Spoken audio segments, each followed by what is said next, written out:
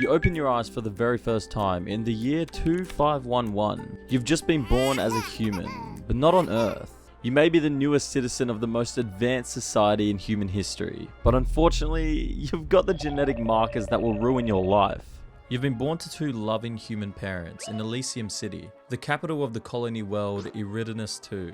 You spend the first year of your childhood like any other kid. You play around your parents' house, play with your toys, and fall asleep to the stories about Earth that your mother tells you at night, even though she's never even been there. But the whole time, a small group of people are watching you from a distance, taking notes on how fast you learn, how quickly you grow, and whether or not you have what they're looking for.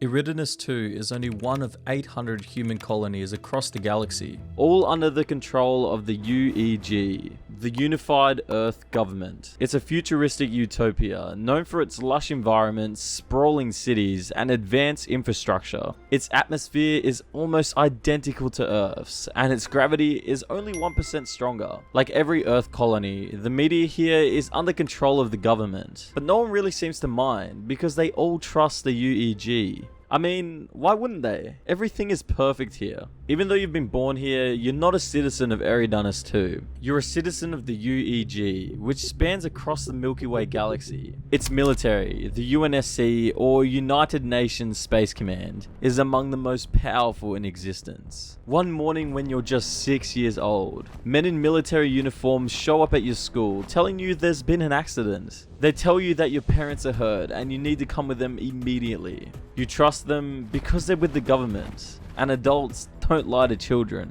right?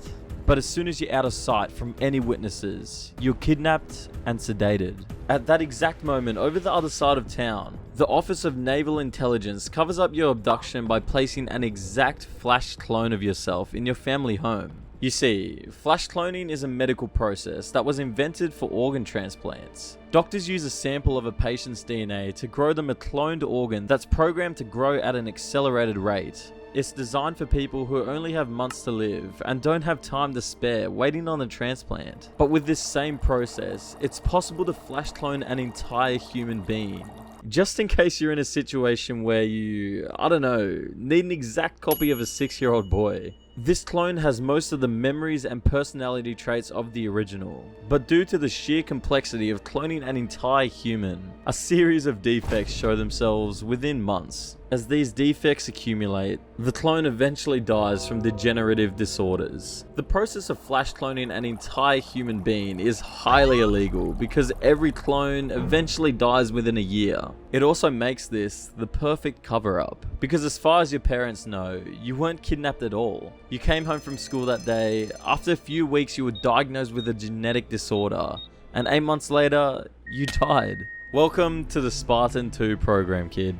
You're loaded onto a transport ship with other confused children around your age, and just like you, they've all been stolen from their families. You see, you've all been chosen for something special. You are going to become humanity's greatest warriors. Well, those who survive. The ship takes you to planet Reach, your new home. Reach is humanity's biggest military planet after Earth, packed with weapon factories, testing sites, and the most intense training facilities humans have ever built. As soon as you step off the ship, the Office of Naval Intelligence gives you a uniform and a number. The ONI runs this whole operation, and it's absolutely top secret. Most of the UNSC doesn't even know it exists, and if they did, they certainly wouldn't allow it. Your last name, forget about it. To separate you from your civilian life, you won't be needing that anymore. Just a combination of your first name and a number. The chief officer is your instructor, and this man has zero patience for 6-year-olds. He will make you train until you've got nothing left to give, and then train some more. You wake up at 5:30 AM every day, and if you're not standing within 30 seconds, the whole group is punished, and they're gonna hate you for that. Your daily routine becomes a nightmare designed to break ordinary children. Physical training starts with a 5-mile run before breakfast, followed by hand-to-hand combat instruction, where you will learn to kill people with your bare hands. While the other 6-year-olds are back home watching cartoons while eating cereal, you're memorizing every single way to snap someone's neck. You're definitely still going to school, just a little bit more intense. You're studying military history dating back to ancient Earth conflicts, learning about modern space war, and also the reason for the Spartan program you're in. The outer colonies have been rebelling against the United Earth government and the UNSC for decades now, and you're being trained to stop them. Now, back to your training. The worst part isn't the physical workout, it's the constant testing of your skills. You go through survival exercises where they drop you in hostile environments with barely any supplies. And if you fail, your whole squad will starve. In one of these exercises, they drop you naked in a frozen forest with just a compass, expecting you to survive and walk 200 kilometers to safety. And believe me, these are just some of the easy ones. The good news is that after all this training, you finally get to sleep for around 4 hours, if you're lucky. Being extremely tired becomes your natural state, and if you show any kind of weakness, that means everyone will get extra training, which will just give them another reason to hate you again. On top of all the extreme physical training, they monitor your brain patterns, adjust your hormone levels, and use advanced conditioning techniques to ensure you obey without question. You start to forget what your parents look like. Their voices fade from your memory, and the stories your mother used to tell you become distant dreams. You're stripped away from your emotional connections to anything outside the program, even while you sleep, where they use subliminal messaging during your sleep cycles. By age 8, you've already survived exercises deadlier than most soldiers will see in war.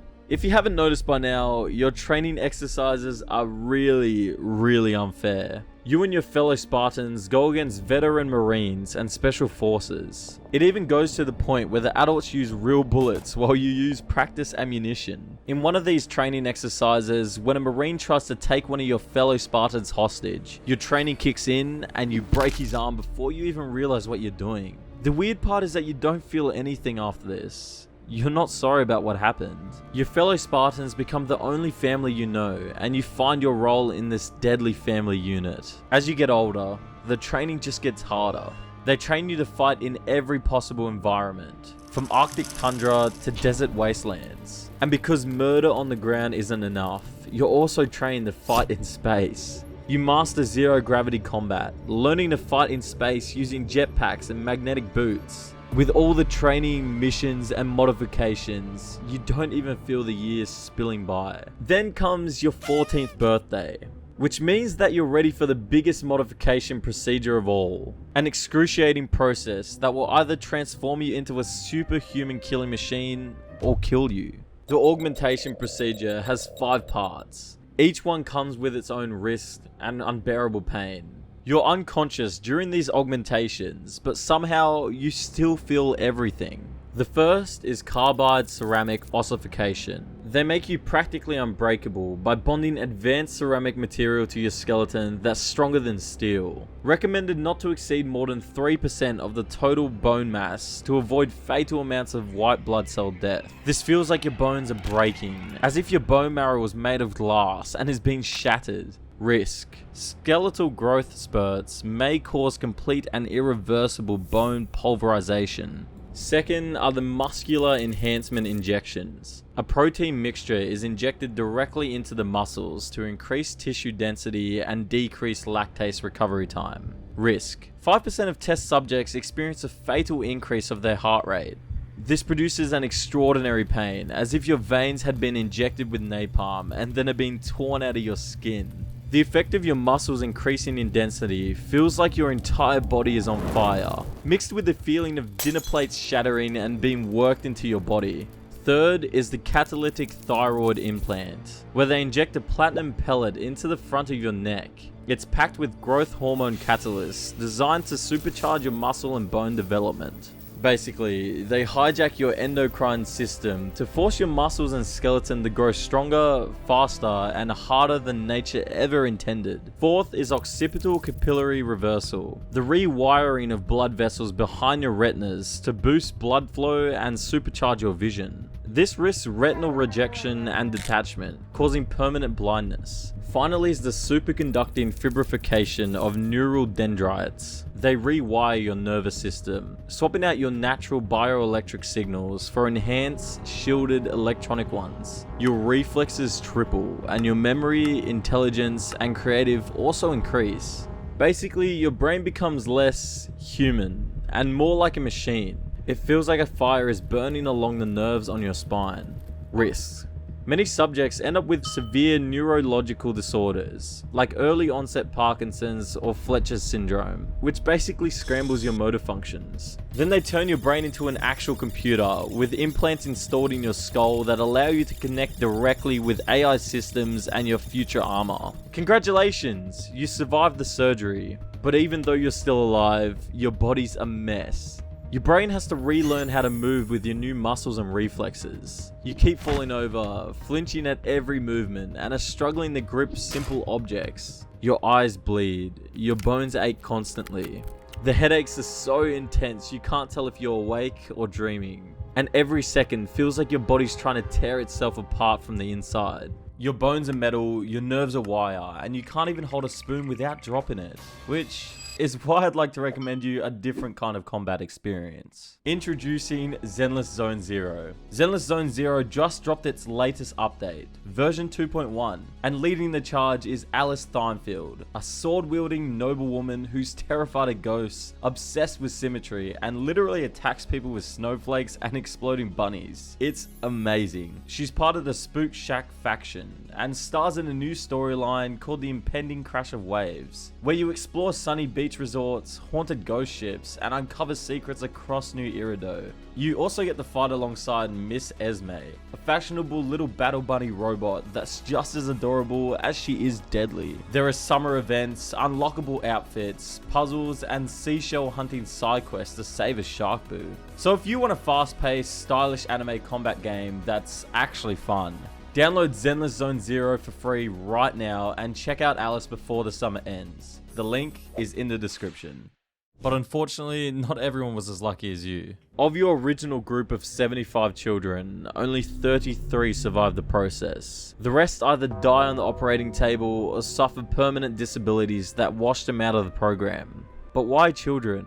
Wouldn't you be better off doing this to actual soldiers? Well, not exactly. The ONI initially trialed this program with adults, but when they got to the augmentations, it didn't go so well. It had a survival rate of 0%. So the ONI came to the conclusion that children's minds and bodies are much more adaptable and capable of handling the drastic changes. And that's where you came in. Over time, the worst side effects start to fade, or at least settle into something you can live with. Your body finally adapts, but it's not the same body you started with. You're enormous now, pushing well past 200 pounds. That's what happens when they pump you full of growth hormones and rebuild you from the inside out. Just a few months after the augmentations, you're clocking sprint speeds over 55 kilometers an hour, and you're capable of lifting 3 times your body weight. Your reaction time is estimated to be 20 milliseconds. Even then, your reaction times will be significantly faster in combat situations or with AI assistance. So fast that you'll be able to think, react, and see things happen in slow motion. And with your new sharp eyesight, you can essentially see in the dark. They broke and remade your whole body to turn you into something else. You're a superhuman now, and it's finally time for you to be deployed. Your first mission is to stop an insurrection by the Outer Colony rebels. They're a threat to the entire UEG, and you've been trained to kill since the moment you were taken. But these aren't some evil invaders. These are farmers with rifles, civilian engineers turned freedom fighters, people who just want independence from Earth, and you kill them anyway, because that's what you were made for. You breach their compounds without a sound, tearing through walls and armor like they're made out of tissues. One rebel drops his weapon the moment he sees you, like he's staring at a ghost. And he's not wrong. You're sent from planet to planet and win every fight. Every single mission is a success. Anyone who dares fight for independence from the unified Earth government is crushed without hesitation, and they never stood a chance. But then one day, everything changes. Harvest, a quiet agricultural world, goes silent. There's no distress call, no warning. Just gone. The first recon fleet that arrives on the scene finds the planet and everything on it completely vaporized. From orbit, the world is simply a series of greys, blacks, and reds, and everything on the surface is charred. The air is just littered with ash and dust. A few days ago, this planet had a population of 3 million. Now it's 0. This wasn't rebels. Humans don't have the technology to do something like this. This was something else. The Covenant. The Covenant are a fanatical alien alliance of multiple species, bound together by religion and fueled by prophecy. Their belief is that humanity must be wiped out to activate the sacred rings and ascend to godhood. They're made up of prophets, elites, brutes, grunts, jackals, hunters and drones. All separate alien species working together under one religion. They worship the Forerunners, which are actually just an extinct ancient species of alien with advanced technology. But they don't know that. They don't want peace. They don't want negotiation. They want extinction. And with technology centuries ahead of humanity's, they start getting exactly that. Every human fleet sent against them gets shredded, orbital stations destroyed, and cities are burnt alive. Entire worlds are wiped clean in a matter of days. Billions are dying, and the UNSC is losing fast. For every Covenant ship destroyed, millions of human lives are lost, and entire worlds crumble. But there's still one last chance. Initially, Dr. Catherine Halsey designed this program to crush human rebellions, but now you're the only thing capable of standing between humanity and extinction. Now at 15 years old, you and the other surviving Spartan 2 super soldiers are paired with your brand new Mjolnir powered assault armor.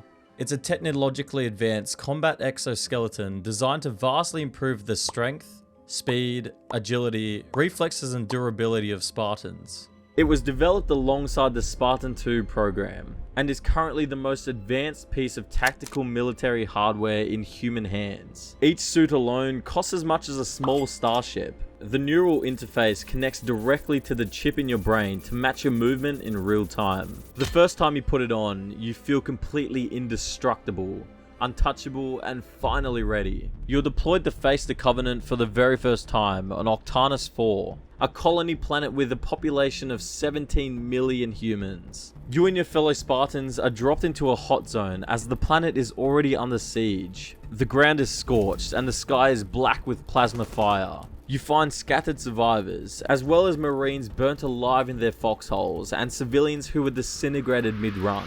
And for the first time in person, you see the enemy. Grunts, masked creatures that swarm in numbers and explode when shot. Jackals, snipers with energy shields and beam rifles that melt through armor. Elites, agile killing machines with personal shields and glowing energy swords that can slice through tanks. But you feel nothing. Your training kicks in, and you and the rest of your squad fight, kill, and adapt while leading the regular human soldiers. And for the first time since the beginning of this war, the Covenant are actually scared.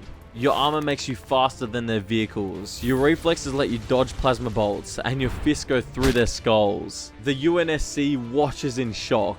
After months of hopeless retreat, they finally have something they can believe in.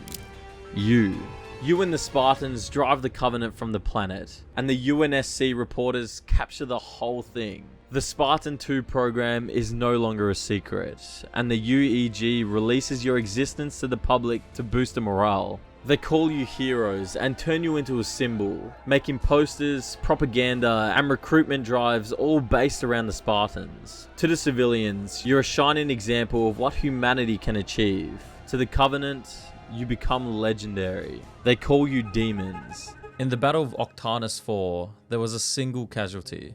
One of your squad members, but the ONI covers it up. They mark him as MIA, never declaring a Spartan dead to maintain the illusion of their invulnerability. They secretly ship his body off-world to Reach, where it's stored in suspended animation with the other corpses that didn't survive the program, in the hopes that one day they can be reanimated.